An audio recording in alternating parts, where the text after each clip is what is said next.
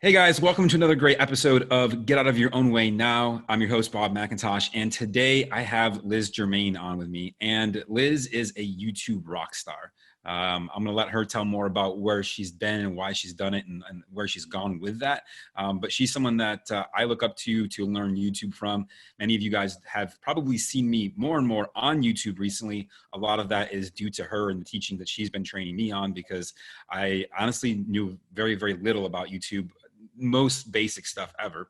But what I've been realizing is, as I've been watching some of her training, is she's really, really good at helping you understand how YouTube works. But not just that, as the show denotes, she's gotten out of her own way. She's had a lot of success. She's built at least 2 channels that I know of to hundreds of thousands of subscribers, probably more, to be honest.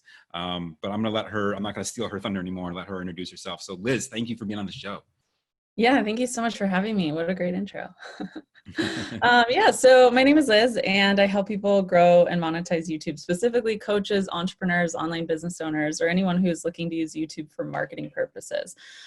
Essentially, if you didn't know this, YouTube is a blue ocean, pretty much. Only 9% of small businesses are using YouTube in their marketing strategy. And I believe part of that has to do with the fact that video can be intimidating, especially if you're new to video. I think also people have a very big misunderstanding of what YouTube is and who it's for. A lot of times, you know, even back 10 years ago, when I would think about YouTube, I would think about the traditional YouTubers, right? Like people that are more in the influencer realm, people that have millions of subscribers and, you know, they're making all this money, but it feels really out of reach for the average person or the average business owner. So over the last 7 years, actually, I have really sharpened and fine-tuned my skills in digital marketing through my first company, which was a health and fitness company for women. And I kind of fell into the YouTube world by accident when, after 5 years of selling digital Sometimes products. that's the best way, when it's accidental. I mean, it was God's plan, let's just put it that way. So we sold digital fitness and meal plan products. We also had a membership site. And we were doing, you know, a good handful of brand deals and sponsorships for content marketing, and did that business for about 5 years. And then my business partner got married and decided to start a new business with her new partner. So that was an interesting transition. And in that transition, I went back and looked at a whole company audit for the prior 5 years. Where's our highest ROI coming from? Because I just lost half the leadership team. So I was like, okay, we've got to work smarter, not harder. I'm never going to be able to replace her. She knew everything about the business, and she was really good on camera and all the things. So like, if I'm going to carry this forward on my own, I need to be really smart about where I spend my time. And so looking at all of the different platforms, from Facebook to Instagram, YouTube, Pinterest, all the things. This was pre-TikTok, so we didn't have TikTok back then. I discovered that Pinterest and YouTube were the top revenue driving sources, and they were also the top traffic driving sources. And that was really interesting to me, because we didn't really spend a whole lot of time. Like, we didn't really try to create content for those platforms. We did every once in a while, but it wasn't the main focus. We were really focused on Facebook ads, and Instagram content back then. And so what I realized was, like, what makes these 2 platforms so different? Like, why is it that we are not working very hard on them, but they're creating such a great return? And I discovered that that's because they're search engines. So there's a huge difference between social media and search engines. YouTube is a search engine. It's actually the 2nd largest search engine in the world, and it's owned by Google, which is the 1st.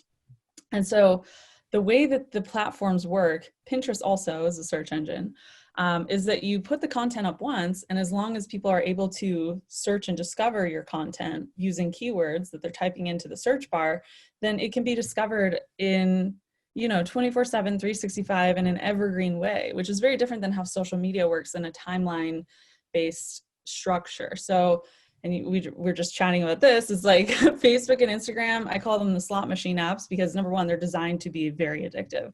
Number 2, people are going to those platforms to essentially kill time or to connect with other people, right? Like, they're not on there looking for answers to problems or challenges that are keeping them up at night on Facebook or Instagram, right? They're there to be social, to have conversations with other people, to share memories, to, you know, post about what's actually happening on the day-to-day. And because of that timeline feature, that means that you really, like, once you make a post on those platforms, you have about 24, maybe 48 hours before it starts to go down into the archives, and it's not a search platform. So it's very hard to, and I'm sure we've all had this experience, even sometimes in my Facebook groups, I'll go in and I'm trying to find a post, and it's very challenging sometimes to find the post, right? because and even when you made the post, like, you know, the content's there, you're like, I know I posted this and I still can't find it. Exactly. I know exactly what to look for and where did it go, especially the older and older as those posts get. Now, YouTube is very different from that. Because of its search engine capabilities, people can find you or type in questions, problems, challenges that they're having in their day-to-day life. And that's what we go to Google for. That's what we go to YouTube for. If you've ever had a flat tire and you didn't know how to change a flat tire, where's the first place you're going to go? You're stranded out in the middle of the road. You got your phone and that's it. You're going to go to Google, you're going to go to YouTube, and you're going to watch a tutorial, right? So the user intent as well as the functionality of the platform is very, very different, which means that from a marketing perspective, you can essentially create one video that becomes an asset for you. I like to think of it as like real estate, right? Like each video that you put up there, if you put intention behind it, and if you made it something that is searchable and discoverable, it becomes like owning a little piece of internet real estate, right? Like it's like you have each little video is like a house. Staking my claim. Right, exactly. Like let me put my flag in the ground here. So that's kind of the big difference between social media and search engine platforms. And, you know, I've been a digital marketing nerd now for the last almost decade, and I'm just obsessed with it. Everything about YouTube is so cool. By the way, I think we're totally going to like label that, like, you know, Liz Germain, digital marketing nerd. Like that's going to be the title of the episode. I love it. Yeah. So everything about YouTube is just so cool. I'll never forget the first time I got to go to the YouTube space in Los Angeles. There's actually 3 YouTube spaces in the world. One's in Tokyo, one's in LA, and one is in New York. And they're basically, if you're not familiar, they're these like huge production studios. They have like 12 different stages. They have tons of props. Like it's a full-on movie production scene at the YouTube space. They have any type of equipment that you could ever imagine, from 4K all the way up to, you know, $100,000 camera equipment. And it's all there for YouTube creators to use completely for free. And I'll never forget the first time I walked in there. I was like, wow, this place is magical. They had free unlimited coffee bar. They had a fire pole going from the 2nd story down to the 1st. And then there's like YouTube celebrities and actual like Hollywood celebrities coming in and out of there all day long. Because, you know, production companies and networks like Disney Channel and just all sorts of different TV shows and stuff are filmed in these spaces because they're so nice. And I'll never forget when I walked in, I was like, man, I don't know what these people are all about, but I'm in. Like, this is awesome. So yeah, over the last couple of years, I've completely transitioned to, you know, my first business was all, I would say 90% automated. We created content and then we linked it all up to these digital programs. Everything was sold by email automation, except for once or twice a year, we would do like a group challenge. And so in that transition, when my partner left, that whole next year, I kind of just took the year off because I didn't really know what to do. And, you know, had all this money coming in from YouTube and people in our membership site and all of that. And throughout that year, I was just traveling a lot, and a bunch of people asked me, how are you doing what you're doing? And I'm like, well, YouTube, you know, and they're like, well, obviously, come on now. I'm like, well, YouTube's pretty cool. And they're like, well, how do you monetize YouTube? So I got that question probably 2 or 3 dozen times during that year transition. And I was like, wow, okay, I'm listening. Like, there's clearly a market need for this. Like, if people knew what was possible on this platform, I truly believe more people would have lifestyle freedom, time freedom, location freedom, and be able to actually provide an impact in the world in the way that, you know, they've been destined or designed to do, to share their passions, to be a leader, to help impact change, not just in your local area or even the national area, but YouTube allows you to reach a global audience. So, you know, that's kind of my Cliff Notes story of how I got into the YouTube world. And at this point, we work with service-based and heart-centered business owners, entrepreneurs, coaches, basically anyone who is doing some really cool thing in the world that wants to reach a broader audience and be able to pull in the right types of targeted leads to their marketing and sales funnels. Makes sense. Okay, so I have a bunch of questions. Let's start here. So you get to this YouTube creator space. Well, first of all, so just to make sure everyone understands, the creator space is not like if you're just like a brand new YouTuber, you're not going to roll in and be able to use this for free, right? Or it's like you have to be a certain level. Well, they do have, so first of all, it's in, like I said, LA or New York if you're in the States. And They do host a lot of free workshops for anyone who is interested in creating YouTube content. To Cool. actually go in and use the production facilities, you do need to have over 10,000 subscribers. And then you have certain restrictions if you're at that 10K level. And then once you pass 100K, you have no restrictions. You can go in there anytime. They have full on edit based sound studios, all 12 different I think it's 12. There's a bunch, all different stages, all different camera equipment, etc. But yeah, to unlock that, all you have to do is do a quick training. They'll do like an orientation, and you have to have over 10K subscribers to actually go film there. Okay, perfect. Yeah, I was like, I can't imagine like, Joey with 4 subscribers is rolling into the YouTube studio going, "Hey, what's up? I'm using your $100,000 camera here. Don't mind me." It's definitely an earned privilege, but YouTube does host a lot of trainings and workshops and stuff there for anyone who's in the LA area. That's awesome. So guys, if you're in that area, definitely check it out. Okay, so you get to this space, like what are you thinking? So when we think about, getting out of our own way, was it like terrifying? Were you excited? Both? Like walk me through what was going through your head. When I went to the YouTube space? Yeah.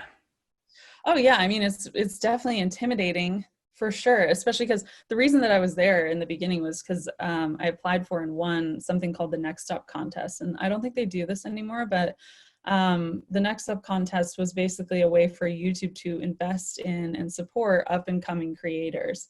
So I applied when I found out about it, and I was like, oh, this sounds awesome. Applied, won. I was in a group of like maybe 8 other creators. And so of course it's intimidating. I was the smallest channel that was in there at the time. I think we had like maybe 20, 30,000 subscribers. And everybody else was approaching that 100K mark that was in the group. So yeah, that was definitely intimidating, but it was also super cool. Like I felt like I found my people. I was like, wow, you guys get it. Like you understand what it's like to really be passionate about video creation, storytelling, making an impact, and sharing your gifts with the world. But yeah, I mean, it's for sure. I think the most intimidating part for me personally was just the tech crew.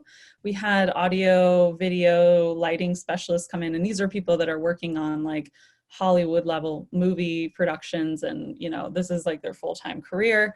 And it can get really technical in the video realm, right? It can get very complicated, very technical, very fast. And I think the most intimidating part for me was going through the camera, audio, and lighting workshops, because in my mind, I didn't know what the exposure triangle was back then. I was just like, here, put the camera on and hit record, And so what we did all these trainings for how to make video production quality better, and had these, super pro people come in and support us and teach us, like, here's how to use your camera, here's how to make it more interesting, here's how to increase the production quality of what you're filming. And it was definitely an uphill climb, but I made it through. And, I think that's like, it's always so funny because everybody has that in the beginning. It's like, well, I don't know how to use my camera. What is ISO? I have no idea. And it's like, well, yeah. I still don't have any idea. It's a skill. It's a skill. And any skill can be trained and can be learned. But that was definitely intimidating for me in the beginning, because I'm like, wow, I'm in the room with all these, nearly 100K YouTube people, and they all know this stuff already, and I just feel like an idiot over here because I'm like, just hit record. What else? Why do I need to know aperture? Like, what does that mean? So I think, yeah, overall it was very exciting though, even with the nerves.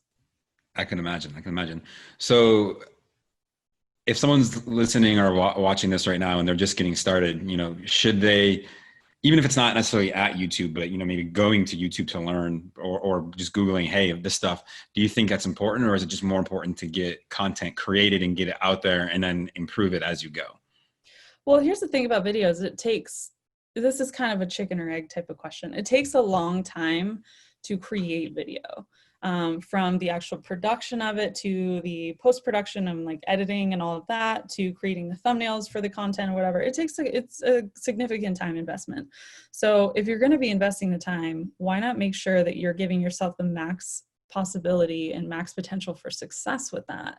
I see a lot of people that just are like, well, I'll figure out the details later, and let me just like post this up now just to put content up. But that's part of the problem, right? It's like, all right, it's not so much a quantity conversation. It's more of a quality conversation at this point in the game.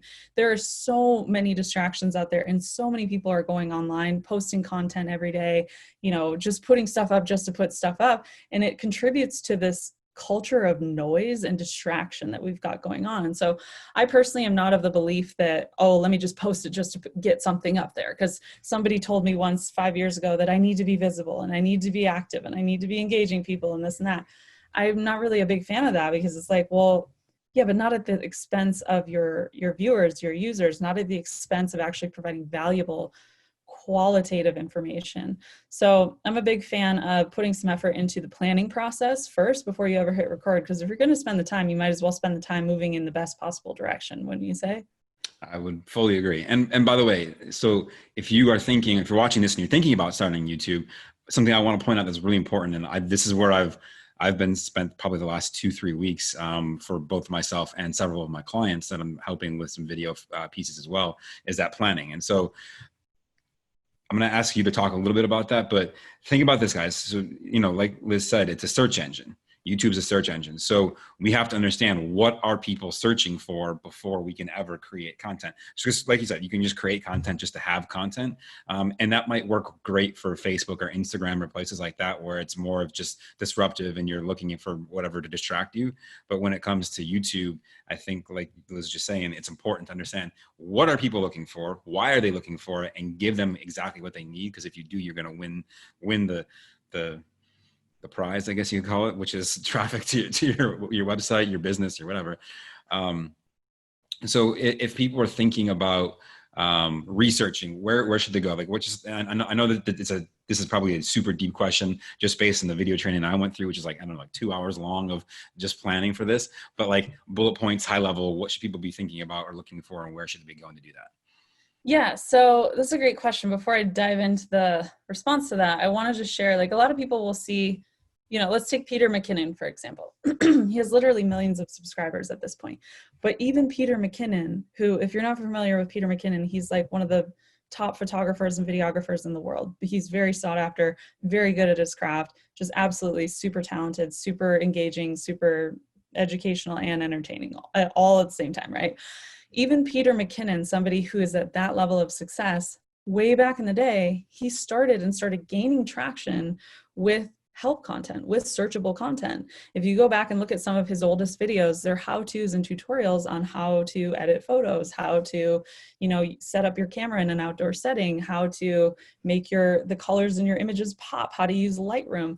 There's tons of different tutorials that he has on his channel, especially the further back you go.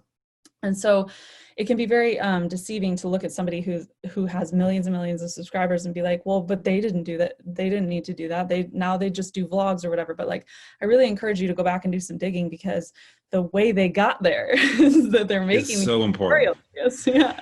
One of the interesting things when you say that, I always think about is Marie Forleo.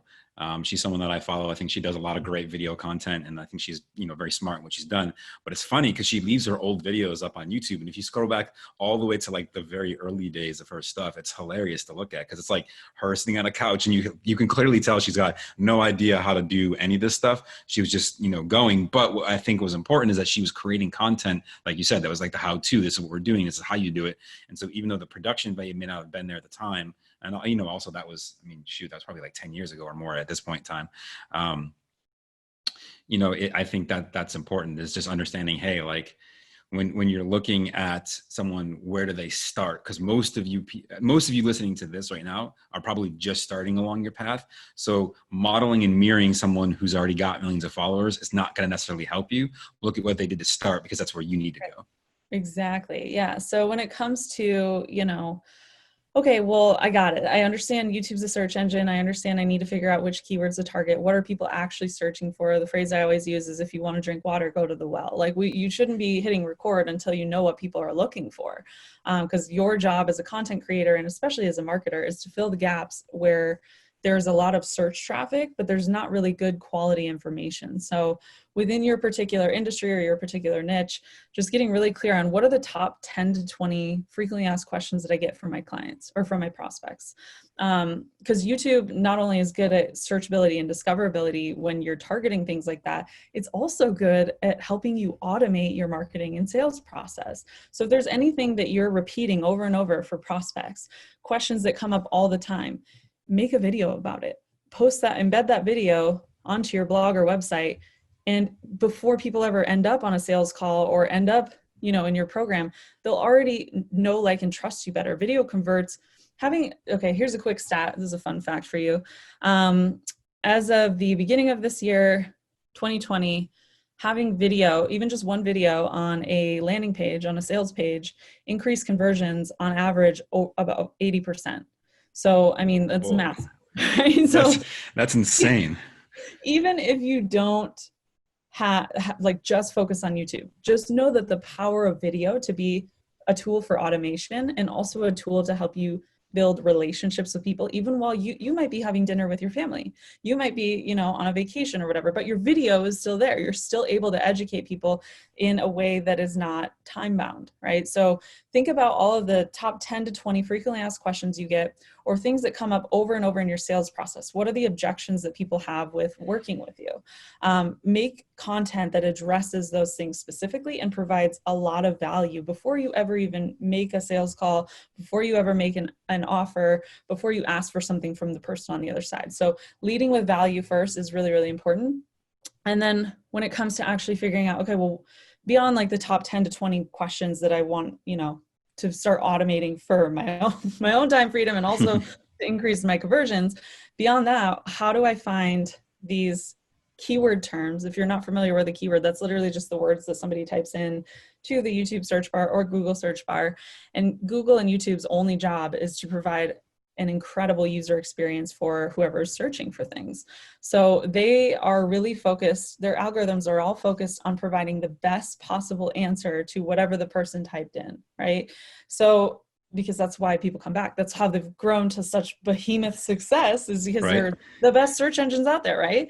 And think about, I want you guys to think about this, because this is what she just said is really important. So if you look at YouTube, which is owned by Google, so both platforms, the majority of the revenue, like the majority of it, comes from ads, right? Whether it be ads on YouTube or ads on Google, that's there. But here's the thing: if it's a search engine and you do a search and you never find what you're looking for, are you going to come back? No, you're never going to come back. You're going to say, I'm going to go someplace else, which means that, like Liz was saying, their job is to provide the best possible results in both YouTube and Google, right? And by doing that, they're looking at what you're doing there. And so understanding what are people looking for and then providing the value, like she was saying, I think that's super critical. So I want to make sure to highlight that, because I want everyone to start doing that if you're not right now.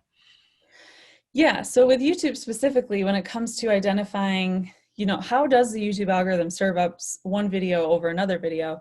The YouTube algorithm is analyzing over 80 million data points per user for each decision of which video to display in suggested videos, like which video you should watch next, which video to display in the sidebar, which videos to display on the homepage, etc. So this algorithm is beyond brilliant.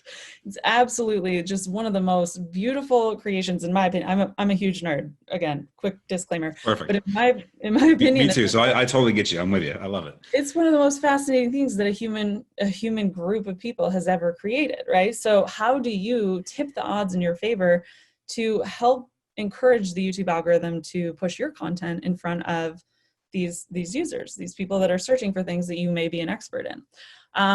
There's really two things, and then I'll get into some of the more technical details around how to pick keywords, what to look for, etc. There's really two things that the YouTube algorithm in general is looking for.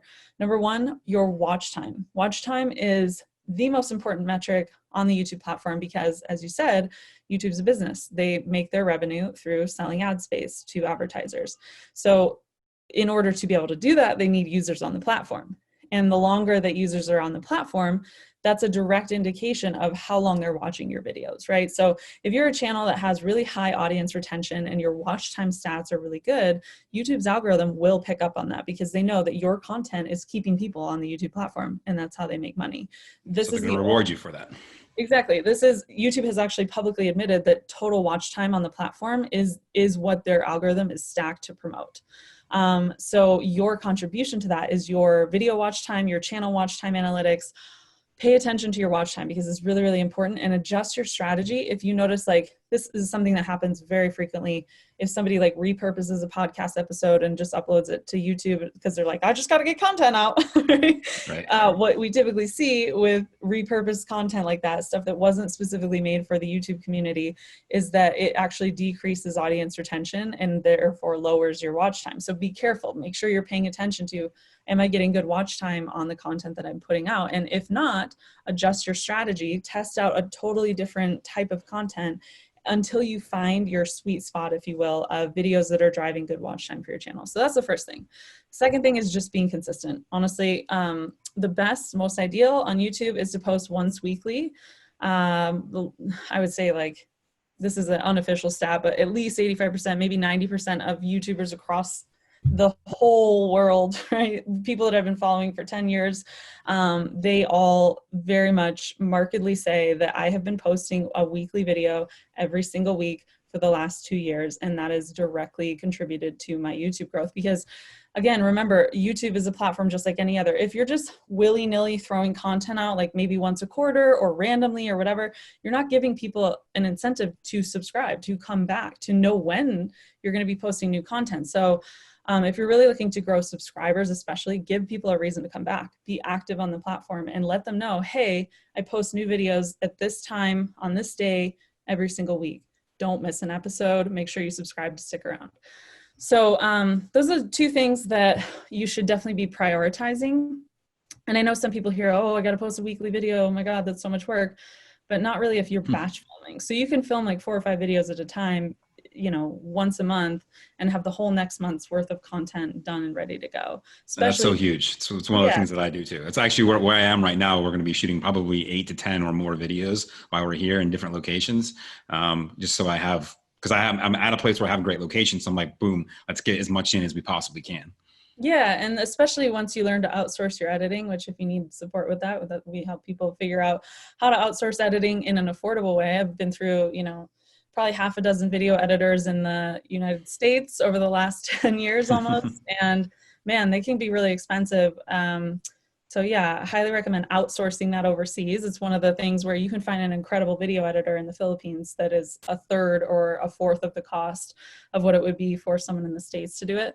But yeah, batch filming will really help be a lifesaver in that way. So that's kind of a broad overview of what to pay attention to. And I would love to share, if I can, a couple little tips and some free tools and things like that to help support people in learning keywords. And you're already familiar with these keywords. Yes.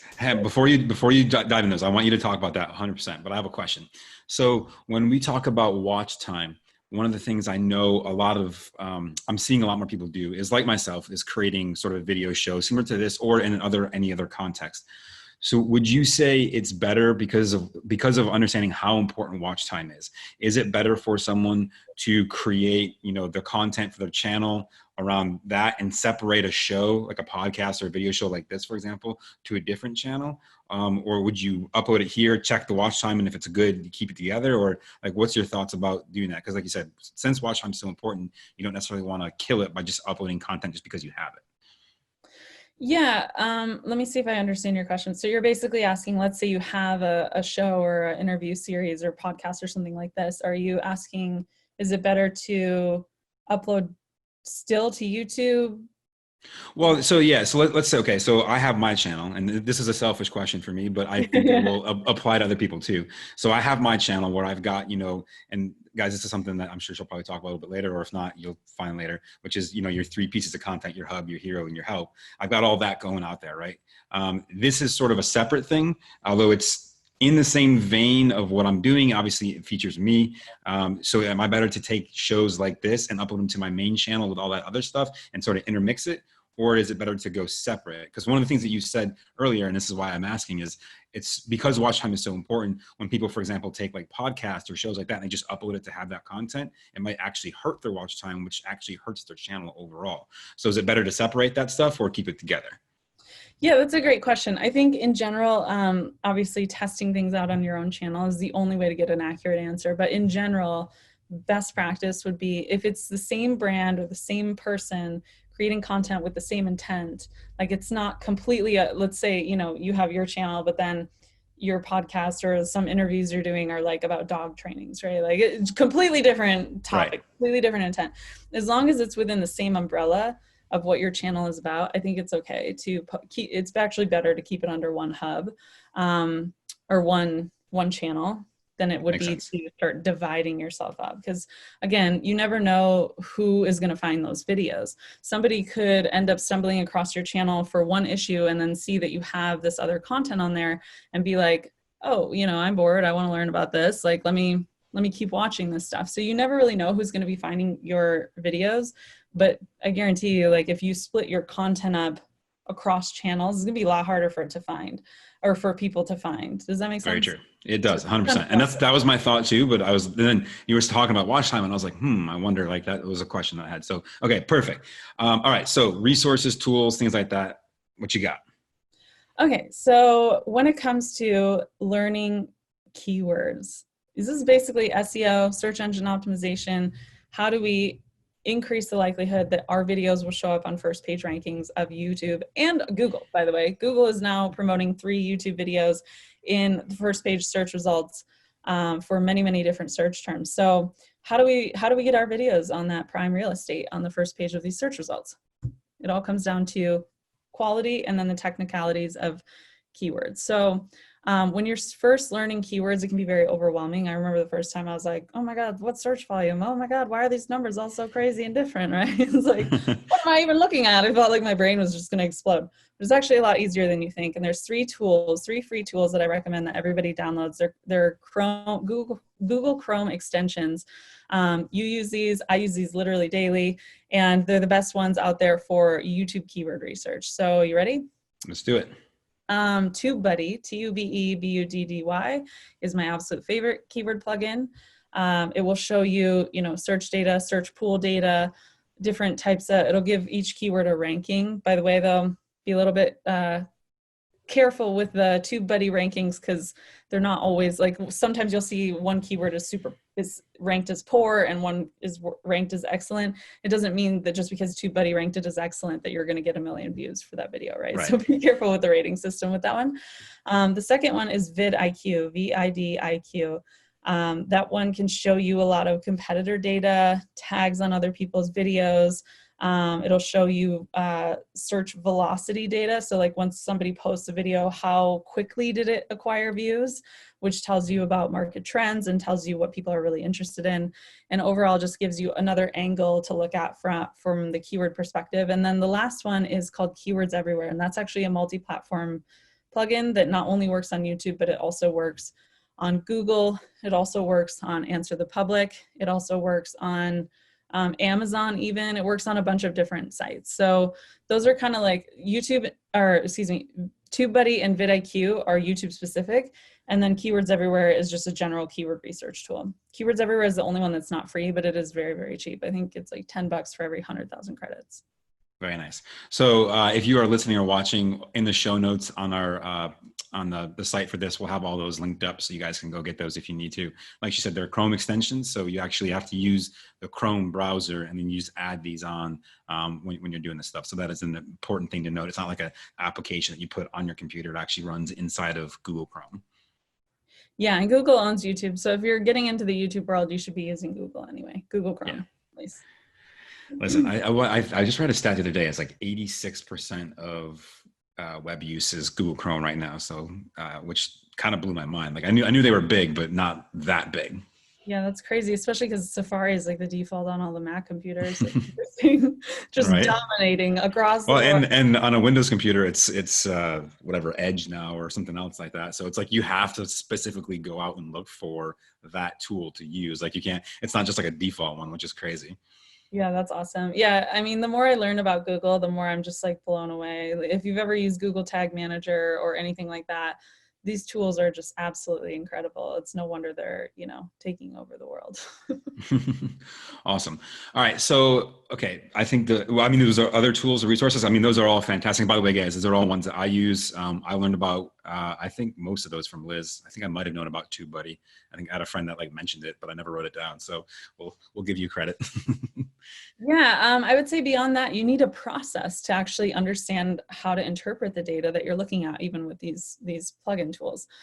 So basically, there's a couple things you want to take into account when you're doing keyword research. Number one is, what is the monthly search volume for that particular term? So I always use the example of how to bake an apple pie, right? Like, let's say you wanted to create, that your target viewer is a stay-at-home mom and she's got, like, it's Mother's Day coming up, or let's say 4th of July, that's perfect for apple pie, right? And so or maybe you're a blogger or whatever, and you want to reach this person, you want to get more traffic so that you can sell a cookbook, right? So you go to YouTube and you do this research and you type in how to bake an apple pie. All of these keyword tools will populate a bunch of different search data. One of those that's really important is the monthly search volume. So with monthly search volume, and by the way, side note, this is something I don't see any other YouTube coaches or experts or consultants or anything like that talking about out there. These keyword tools, it's important to understand that they're aggregating third-party data, because YouTube doesn't actually share its direct search stats with anybody. So what you might notice is that vidIQ is telling you one number and TubeBuddy is telling you a totally different number, and Keywords Everywhere is telling you a completely different number, right? So if you notice discrepancies in the numbers, that's why. They're averaging data typically over the span of a 12-month time period, and they're taking it from third-party data collectors. Okay, so it's not direct from YouTube. So if you this is a question that comes up all the time. It's like, well, this one said it had 1,000 searches a month, and this other one said it has 4,000 searches a month, which is it? You got to do your best guess. Okay, I use TubeBuddy most reliably. And then beyond that, Keywords Everywhere, like I said, it's looking at all internet search traffic, not just YouTube.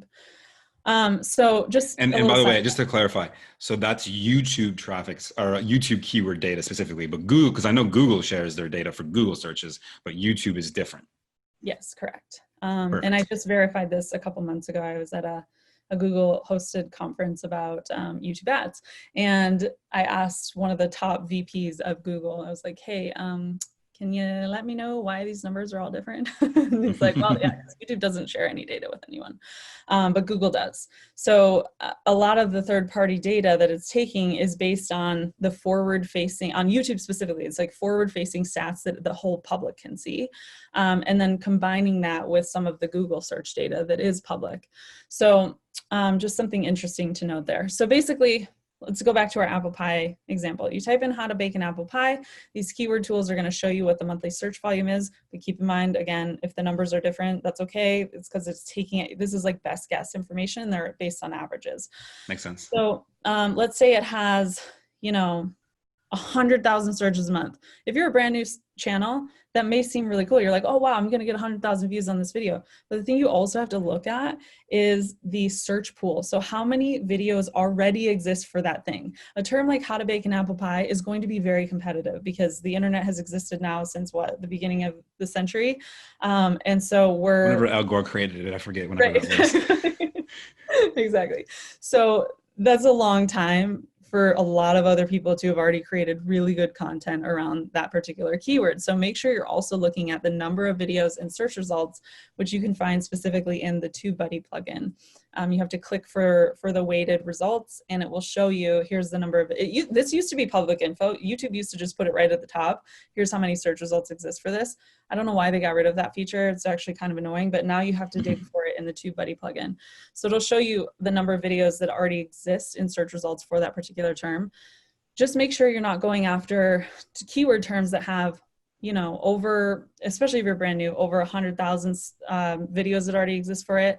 If you're a little bit bigger, maybe you have 20, 30K subscribers and you're getting good engagement, you can increase that up to, 200, 500,000 videos, because you actually have a chance to compete with the other videos that are out there because you have the channel authority, you have the engagement, etc. So just something else to kind of consider. You definitely don't want to go after keyword terms that have 6 million videos in search results because you are going to get buried. So pay attention to the monthly search volume, pay attention to how many videos already exist for that. That's your competition. And then also, last but not least, you want to pay attention to how old are the videos that are ranking on the first page of search results when I go type in that term that I'm researching.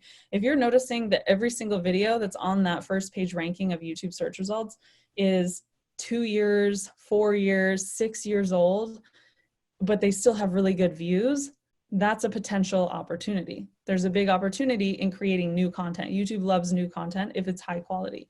So if something is outdated, it's 2 years, 4 years, 5 years old, and you're noticing a general trend with the videos that are showing up on those first page search results, there's an opportunity for you to step in and create a more modernized, better version of what's already ranking for it. Perfect. Yeah, and then the last thing I would say is like pay attention to how many views each video that's ranking is getting, related to the number of subscribers that person has. So if you look at, excuse me, if you look at the top 5 to 6 videos on the first page of YouTube search results, and you're noticing a general pattern where these videos are getting 10, 20,000 views, but the channels only have 1,000 subscribers, we know right away those 20,000 views did not come from those 1,000 people. Right. Be careful with this one, because sometimes what can happen is people can run ads to their YouTube videos, which can skew the data and give it a false view read. And you can tell using the vidIQ plugin. There's a little feature on that first page of YouTube search results that says enable inline keywords. It will populate at the top right corner of the YouTube search page, right? If you have a vidIQ plugin installed, it says enable inline keywords. From that place, you can see, are people doing an SEO approach? Are they using keywords for targeting organic traffic? Or do they not have any tags on their videos, or it's just like, you know, maybe 2 tags on the videos? If you're seeing a pattern of like, these videos don't actually have any tags on them, but they're getting massive views, that may be an indication that it was a paid ad that generated those views, okay? So you gotta be kind of careful with this stuff. It's definitely an art combined with the science, but essentially you wanna look at, are the videos that are already ranking for this search term that I'm exploring getting tens of thousands of views or hundreds of thousands of views, but the channels themselves are small? Because again, that's, if the internet is a conversation, the data are your ears, okay? So that's telling you there is a market need. People want to see this type of content, but this channel is really small, so they didn't just have influence, right? Like those views didn't just come because they put up a video and all of their videos get that much traffic, right? So just kind of some things to pay attention to. And then from there, you know, just going one by one, individual keyword research around the topics that are related to your target audience and what they're struggling with. So you can step in, provide the high quality answer for them, and use the tech and the SEO of YouTube to actually get in front of an organic evergreen audience. That's perfect. So one more question. When you look at older content, so content that's 2, 3, 4 years old, and you say, hey, I can do a newer version. If nothing's changed, like let's say, especially if you have your own video. So I uploaded a video 2 years ago, and whatever I talked about, it's still true today. Nothing's different, nothing's changed. You know, it's just 2020 instead of 2018. Am I better just to change my title to say 2020? Or am I better to make a whole new video, even if I'm saying the same thing, that's, you know, more modern, because it's being uploaded recently? Yes, I would make, as long as you don't have anything that, yeah, I would just make a new, I would make a new video. Yeah. Okay. That way people will identify that, okay, this person is giving updates, you know, it's more incentive to subscribe. One thing that I always notice at the beginning, starting in like November, December, with search trends, is that the next year, there's a bunch of new traffic coming out for, you know, in 2020 and 2021, et cetera. You'll see a lot of YouTubers do that often too, is, you know, throughout the year, they'll say new strategy 2020, right? Right. Because the search traffic is not saturated yet. But the thing is, if that's part of your keyword strategy, ideally you would be saying that out loud in the beginning of your video. So it wouldn't really make, and the thing is, the internet changes so fast, and strategies and tactics and all of that technology, it changes so fast. So I wouldn't recommend just going back and optimizing for, you know, a 2018 video to say it's for 2020, because chances are that information is going to be outdated if it really was specific to the year that you're talking about. Makes sense. So, yeah, I wouldn't necessarily recommend going back and optimizing for, or like changing 2015 to 2020 just to try to capitalize on those views. I would rather see somebody create a better, newer video that actually is designed for 2020, if that makes sense. That totally does. Totally does. Okay. So last question. What advice would you give to everyone to get out of their own way, especially when it comes to YouTube and being successful on YouTube? Yeah. So this is I'll share my story on how I was able to do this, which maybe will be inspirational, and maybe, you know, if you, I mean, if it sucks, we'll just edit it out. I'm just yeah. kidding. So I remember back in the day when I first started my blog, with my sister at the time, we knew that we were passionate, and we knew that we could help people, and we knew that we had good information, and we were having a lot of fun doing it. But for some reason, whenever the camera turned on, like, you get those like weird camera jitters, right? It's like very different. And at this point, I was a fitness instructor teaching classes to like 50, 60 people at a time. So I had no issue being in front of people. But the thing is, for some reason, even when I'm alone in my room, the second that record button goes on, it's like I would like lock up. I'd be speaking from the top of my chest, not like taking a deep breath and like, oh, let me relax into this. So number one is to recognize that that's completely normal. It's your body's reaction to potentially being judged, which actually, I believe, to my core, that comes back to our core human needs to be loved and to be accepted. So you're challenging that, right? You are putting yourself out there in a vulnerable way. And with that comes a risk of people judging you and people rejecting you. And so I think first identifying that is where it's actually coming from will help you to consciously move beyond that in your actual biology, right? So like recognizing, okay, it's totally normal. This is very human. My body's having a reaction to basically walking out on a ledge, right? Because at that point, it's up to the other people to socially accept you or not. You know, it's Right. very risky, right? So first of all, acknowledge it. Second of all, drum roll, are they gonna like me? Yeah, exactly. Second, notice that that's just a human body reaction. It has nothing to do with you. Okay. So the human body, even myself, like I've been doing videos now for like 8 years. I still get a little bit like, and I have to like take a breath and actually drop into it before I can actually present on something and not seem like a chaotic psycho, right? So that's that, number one. Number two, back when we were first starting, I'll never forget, I had a friend at the time who did digital marketing. I didn't know anything about that world. I was a fitness instructor, right? Like I had no idea I knew people made money online, but I had no idea how the nuts and bolts of it worked. And I met this friend, and he was consulting with my sister and I on, hey, you do actually have something really, really good here. You guys could definitely make an income with this, and you could help impact a lot of lives. And I'll never forget, he came over and we were having a conversation in the office, and we're about to share it. He's like, what are the things why are you doing this? Like, why is this important to you? Tell me about that. And so we shared, you know, our dad had a lot of health issues growing up. I lost a friend to suicide. Like, this is why health and fitness was so important to me. I never learned how to take care of myself as a kid.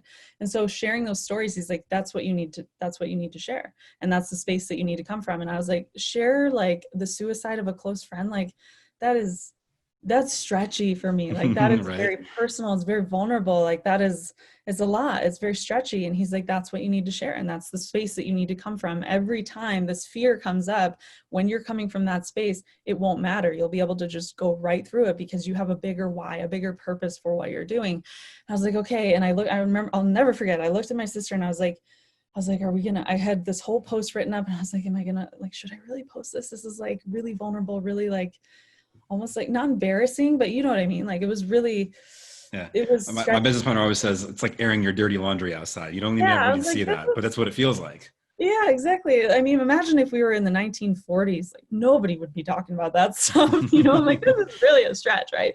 And I looked at her and I was like, are we doing this? And she's like, yeah, I mean, what do we have to lose?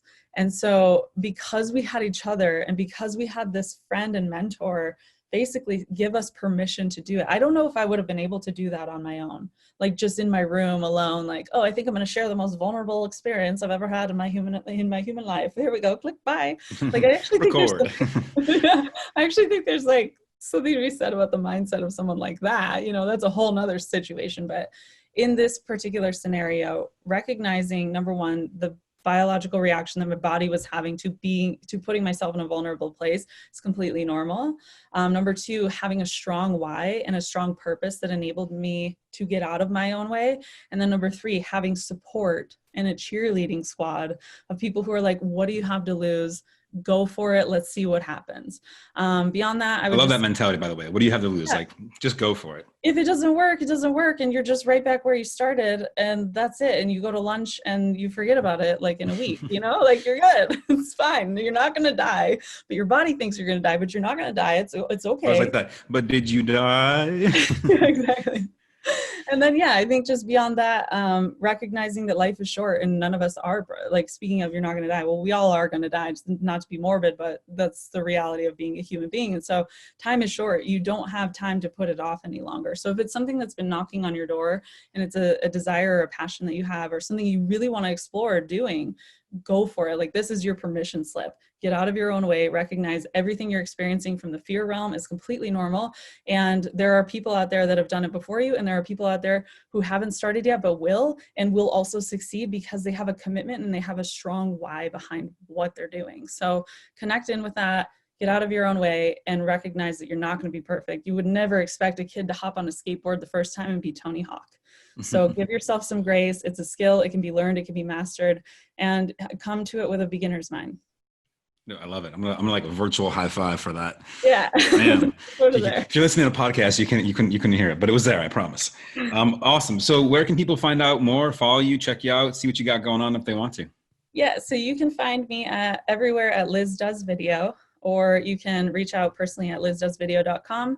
And for anybody who is interested in exploring YouTube, I really encourage you to join the free Facebook group called YouTube Marketing Mastery.